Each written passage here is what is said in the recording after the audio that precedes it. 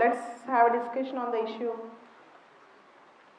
School Education Quality Index. School Education Quality Index. నీతి ఆయోగ్ ఈ మధ్య చాలా రిపోర్ట్స్ రిలీజ్ చేస్తుంది.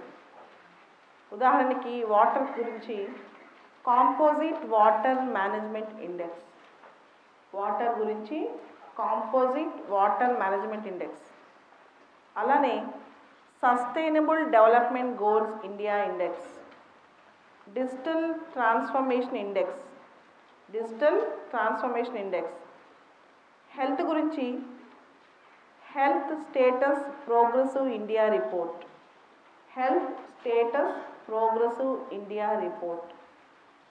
నీతి ఆయోగ్ ఇచ్చిన రిపోర్ట్స్ ప్రిలిమ్స్లో, మెయిన్స్లో రాసుకోవడానికి జిఎస్ ఆన్సర్స్లో, ఎస్ఏలో, ఇంటర్వ్యూలో కోట్ చేయడానికి చాలా ఇంపార్టెంట్. ఎందుకంటే నీతి Aayog is a policy think tank.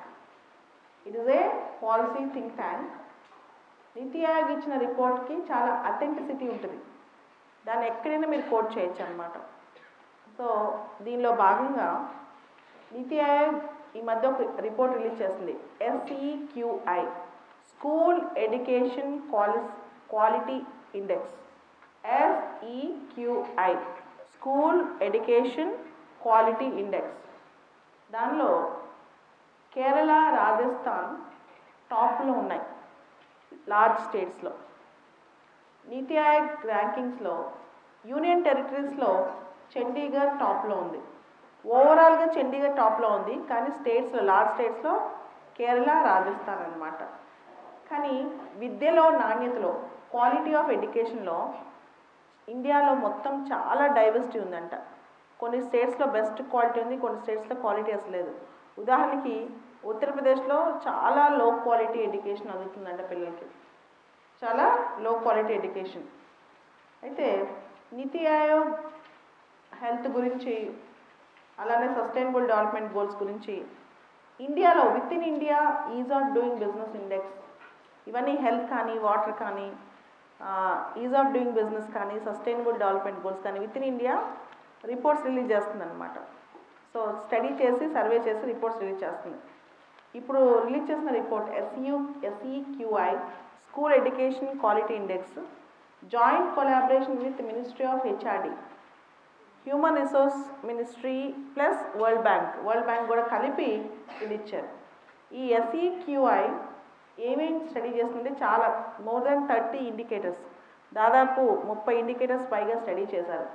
Learning outcomes అంటే క్వాలిటీగా ఎలాంటి లెర్నింగ్ అవుట్కమ్స్ ఉన్నాయి, యాక్సెస్ టు ఎడ్యుకేషన్ ఏంటి, ఈక్విటీ ఇన్ ఎడ్యుకేషన్ అంటే విద్యలో సమానత్వం, విద్య ఎంతవరకు అందుబాటులో ఉంది, అలానే మౌలిక వసతులు, ఇన్ఫ్రాస్ట్రక్చర్ అండ్ ఫెసిలిటీస్, స్కూల్స్లో టాయిలెట్స్, టీచర్ ట్రైనింగ్, ఇలా రకరకాల అంశాలు స్టడీ చేసి స్కూల్ ఎడ్యుకేషన్ క్వాలిటీ ఇండెక్స్ అన్నమాట. ఈ స్కూల్ ఎడ్యుకేషన్ సంబంధించి ఇండియాలో ఇంకొక ఇండెక్స్ కూడా చాలా ఇంపార్టెంట్, ఒక రిపోర్ట్ ఎస్ఆర్ అంటాం, ASER, annual survey on education report. ASER, SR report అంటాం అనమాట, annual survey on education. It was given along with the ministry. ముఖ్యంగా ప్రథమ్ అనే ఒక ఫౌండేషన్ ఇస్తుంది, ప్రథమ్ ఫౌండేషన్. ఈ ఎస్ఆర్ రిపోర్ట్ కూడా చాలా ఇంపార్టెంటే. లాస్ట్ ఇయర్ వచ్చిన ఎస్ఆర్ రిపోర్ట్లో చాలా భయంకరమైన ఫ్యాక్ట్స్ అనమాట. 5th క్లాస్ పిల్లలు 2nd క్లాస్ మ్యాథ్స్ చేయలేకపోతున్నారు. 5th క్లాస్ పిల్లలు 2nd క్లాస్ మ్యాథ్స్ చేయలేకపోతున్నారు. అలానే ఒక పారాగ్రాఫ్ కూడా చదివే పరిస్థితి లేదనమాట. బేసిక్ 2nd క్లాస్ ఇంగ్లీష్ కూడా చదివే పరిస్థితి లేదు.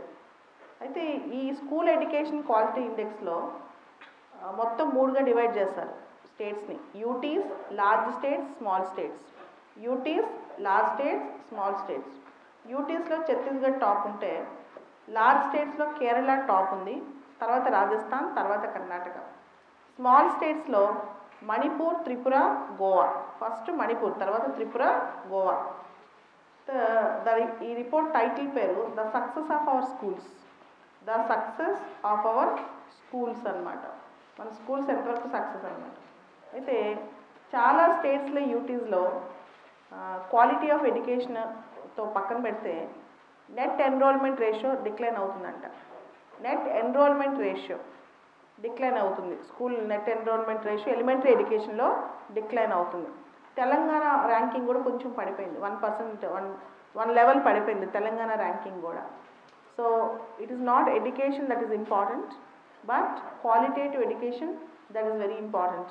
ఇండియా డెమోగ్రఫిక్ డివిడెండ్ స్థానంలో ఉంది కాబట్టి ఇండియాకి quality part of education is very very important. So దాన్ని పెంచగలిగితేనే హ్యూమన్ రిసోర్స్ అనేది ఎసెట్ అవుద్ది, లేకపోతే it will be A liability.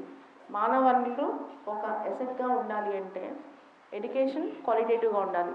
ఈ ఇయర్ ఎస్ఏలో కూడా వచ్చింది, what are the 2 key factors for the development of a country? Education and health. విద్య, ఆరోగ్యం, ఈ రెండు చాలా కీ ఫ్యాక్టర్స్ అనమాట. సో ఇలాంటి విద్య నాణ్యంగా లేకపోతే, హెల్త్ ఫెసిలిటీస్ క్వాలిటేటివ్గా లేకపోతే కంట్రీ అనేది డెవలప్మెంట్ లేట్ అవుతుంది. ఓకే.